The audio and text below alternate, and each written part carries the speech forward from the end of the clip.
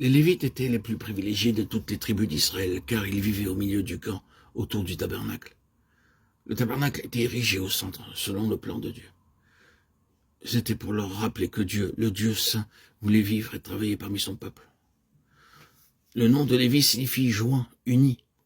En tant que pécheur, il n'avait aucun espoir de rencontrer Dieu, excepté à travers le trône de grâce qui parle de la croix de Jésus-Christ. Le tabernacle et tout ce qui le compose parle du désir de Dieu, le Père, de voir sa vie couler en nous. Lorsqu'il est joint à Dieu par Jésus-Christ, chaque croyant devient un lévite. Il est rapproché de Dieu par son sang. Le lévite avait le privilège d'être tellement près du tabernacle qu'il pouvait voir la nuée de Dieu posée sur lui. Dieu était là. Le Dieu vivant parlait entre les chérubins sur le trône de grâce. Vous pouvez voir qu'après qu'il a été ordonné aux Lévites de camper autour du tabernacle, le plan céleste pour le campement a été aussi donné aux 11 autres tribus. 3 tribus devaient camper du côté, et 3 au sud, 3 à l'est et 3 au nord. Lorsqu'ils marchaient, ils devaient observer l'ordre de Dieu. L'arche était au milieu, sur les épaules des Lévites, et non pas sur un char à bœuf. Judas venait en tête, puis venaient Issachar, Zévouloun, Réhouven, Shimon et Gad. Les Lévites au centre et Éphraïm juste derrière, suivis par Manaché, Benjamin, Dan, Asher, et en dernier Naphtali. C'était l'ordre établi par Dieu, et on ne pouvait le changer par aucun autre plan. De ceci, nous devons apprendre une chose, Dieu est un Dieu d'ordre, et ce n'est pas ce qu'il fait ou comment il le fait qui est réellement important.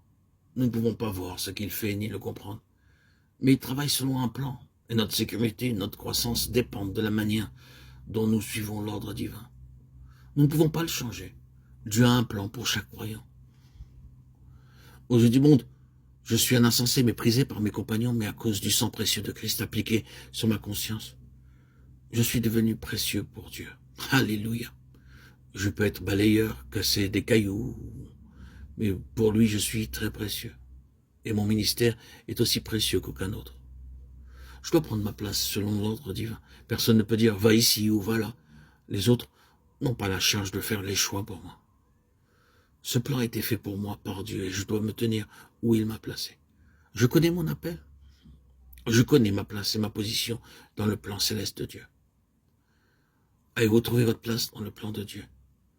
Pouvez-vous dire sincèrement et joyeusement « je connais mon ministère ».